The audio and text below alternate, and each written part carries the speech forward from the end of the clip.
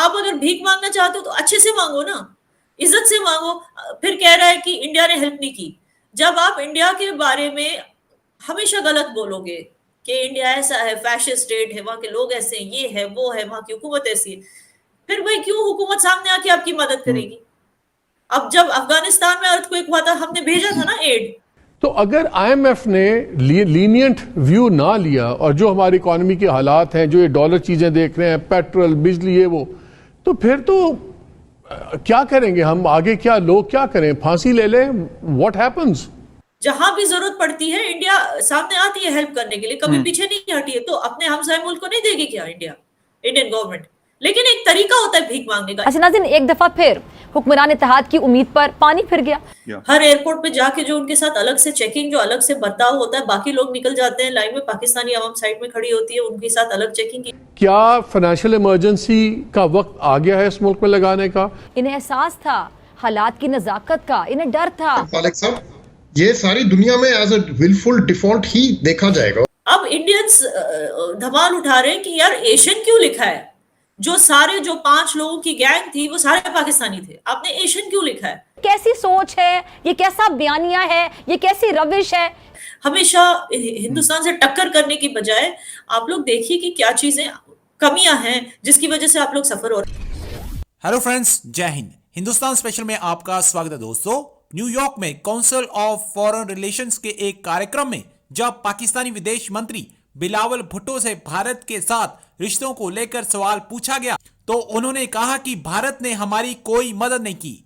Pakistani media ये चर्चा कर रहा है कि एक तरफ तो दिन रात भारत को बुरा भला कहते हो, कोसने में लगे रहते हो, फिर भारत से मदद की उम्मीद क्यों लगाए बैठे हो। बिलावल ने कहा कि हम भारत के साथ अच्छे रिश्ते चाहते हैं। एक तरफ तो बिलावल भुट्टो कश्मीर का राग अलाप रहा है और दूसरी तरफ भारत से मदद की अपेक्षा भी कर रहा है। ये दोनों चीजें एक साथ तो नहीं चल सकती। दूसरी तरफ पाकिस्तान कश्मीर में आतंकी भेज कश्मीर का माहौल खराब करने की कोशिश करता है। पाकिस्तान को यह समझना होगा कि आतंक के साए तले रिश्ते कभी भी नॉर्मल नहीं हो सकते और पाकिस्तान को पहले अपने यहाँ झांकना होगा कि माइनॉरिटीज के साथ पाकिस्तान में क्या हो रहा है। बिलावल ने फ्रांस 24 को एक इंटरव्यू दिया और उन्होंने कहा कि जी कश्मीर के साथ काफी ये हुआ, ज्यादती हुई, जुल्म हुआ। और आप क्योंकि वहां पे है एज ए जर्नलिस्ट, आप कवर करती हैं चीजों को, कश्मीर को भी और बाकी हिंदुस्तान की मतलब जो स्टेट्स है, आप वहां पे जाती रहती है। कैसा लोग ले रहे हैं बिलावल? क्योंकि मैं आपको पर्सनल पॉइंट ऑफ व्यू बता रहा हूं कि मैं एक्सपेक्ट नहीं कर रहा मैं कि शायद बिलावल थोड़ा सा हट कर बात करेंगे, जो हमारे नॉर्मली एक रेटी रटाई तकरीर होती है, शायद वो नहीं करेंगे, कुछ और बात करेंगे कि यार हमें डेवलपमेंट चाहिए, हमें इकोनॉमी अच्छी चाहिए, हमें जो थ्रेट्स हैं उसके ऊपर हम ओवरकम करना चाहते हैं, दुनिया में हेल्प करे। लेकिन वो वाली बात शायद थोड़ी सी साइड पे रही और ये वाली बात बहुत ज्यादा प्रोमिनेंट रही, उन्होंने बहुत ज्यादा की। देखिए ये अच्छा सवाल है, बिकॉज इसी बहाने, इसी सवाल से मैं उम्मीद करती हूँ कि कश्मीर में लोग जाने कि बिलावल भुट्टो है कौन, क्योंकि कश्मीर में लोग उनको जानते ही नहीं है कि वो है कौन। ये वैसे बड़ी ज्यादती वाली बात है जी, I'm बहुत telling ज्यादती you. है। यकीन I'm करिए telling you. मैं ये क्लिप तो जो है ना उनको मैं वैसे ट्विटर पे भी लगा के दूंगा और उनके मीडिया विंग को भी भेजूंगा जो बिलावल हाउस के Nobody मीडिया knows को यार। डील करता है। देखो आज तक जो है कश्मीर का सारा कश्मीर रिलेटेड अटेंशन जो है यासीन मलिक की बेगम साहिबा, जो 10 साल पहले उनकी बेगम साहिबा थी, आज नहीं, शायद नहीं है क्योंकि 10 साल से वो अलग ही रह रहे हैं। जी जी वो जेल में है और वो इस्लामाबाद में। तो 10 साल पहले वाली जो बेगम साहिबा थी उनकी उसने पूरा जो है अटेंशन कश्मीर को लेके पाकिस्तान की तरफ से, पीपल यूज्ड टू, कश्मीर में लोगों को लगता था कि she is the only one who talks about Kashmir all the time. तो अब बिलावल भुट्टो आ गए सडनली बात करने के लिए। फ्रैंकली स्पीकिंग, जब आपने बोला कि we will be having a discussion on this, तो मुझे भी गूगल करना, I know who is Bilawal Bhutto, but मुझे गूगल करना पड़ा कि what is his take on Kashmir and what is he, क्योंकि आपने मुझे मेंशन किया कि उन्होंने रिसेंटली समिट में जाकर फ्रांस 24 को उन्होंने ये तकरीर की थी। So I had to actually sit down and see, because nobody cares to Google him up in Kashmir, nobody cares कि वो कौन है, और जानते भी नहीं है उनको कोई। तो अच्छा सवाल है, बिकॉज इससे कम से कम लोगों को ये पता चलेगा कि बिलावल भुट्टो वही है जिसकी माँ ने 30-40 साल पहले ऐसी तकरीर की थी जिसकी वजह से जो है टेररिज्म कश्मीर में शुरू हो गया था और जिसकी वजह से हमारे पंडित भाई डिस्प्लेस हो गए थे। तो चले बिलावल भुट्टो ने ऐसा कुछ किया नहीं, जितना जहर उसकी माँ ने घोला है बिलावल भुट्टो ने वो किया नहीं और ना कर पाएगा। एंड ऊपर से अब वहां भी देखो, भीख मांगने का तरीका भी देखो। आप अगर भीख मांगना चाहते हो तो अच्छे से मांगो ना, इज्जत से मांगो। फिर कह रहा है कि इंडिया ने हेल्प नहीं की। जब आप इंडिया के बारे में हमेशा गलत बोलोगे कि इंडिया ऐसा है, फैशिस्ट स्टेट है, वहां के लोग ऐसे हैं, ये है वो है, वहां की हुकूमत ऐसी है, फिर भाई क्यों हुकूमत सामने आके आपकी मदद करेगी? अब जब अफगानिस्तान में अर्थक्वेक हुआ था, हमने भेजा था ना एड।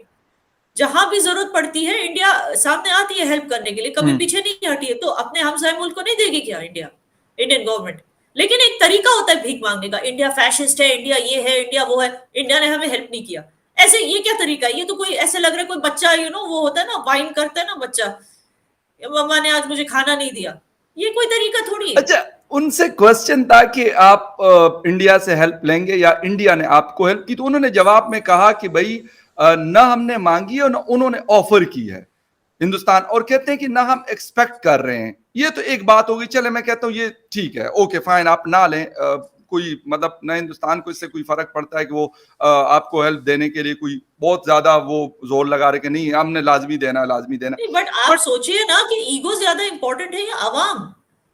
अगर आप आवाम का सोचेंगे तो ये सब देखिए, इट इज वेरी क्लियर। मैं पाकिस्तान की आवाम तक ये चीज पहुंचाना चाहती हूँ कि आपकी दुख तकलीफों को बेच बेच के ये लोग वर्ल्ड बैंक और यहाँ वहां से पैसे लेते हैं, और हमारे कश्मीर की बात कर करके भी ये लोग वर्ल्ड बैंक से पैसे लेते हैं और अपनी तिजोरियां भरते हैं।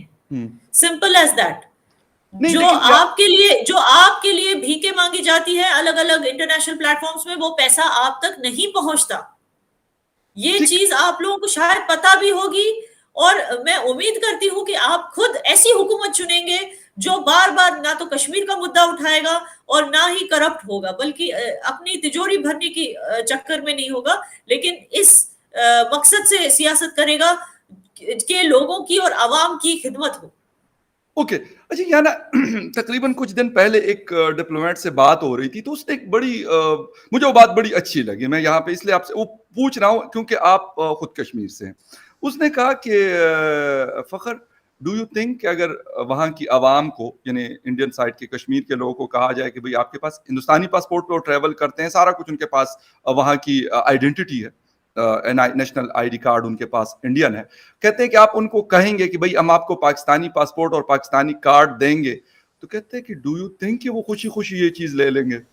आप, क्योंकि मैं आपसे एज ए सिटीजन पूछ रहा हूँ, एज ए जर्नलिस्ट नहीं पूछ रहा, मतलब अगर आपको ऑफर किया जाता है तो ऐसा होगा? क्योंकि उनकी वो बात मुझे उसमें बड़ा वजन लगा उस बात में कि यार वाकई में, क्योंकि 4 बदतरीन पासपोर्ट्स में से हम चल रहे हैं और पिछले 2-3-4 सालों से हम ये इसमें, पहले भी कोई बहुत हाई नंबर पे नहीं था लेकिन शायद इससे बेहतर था।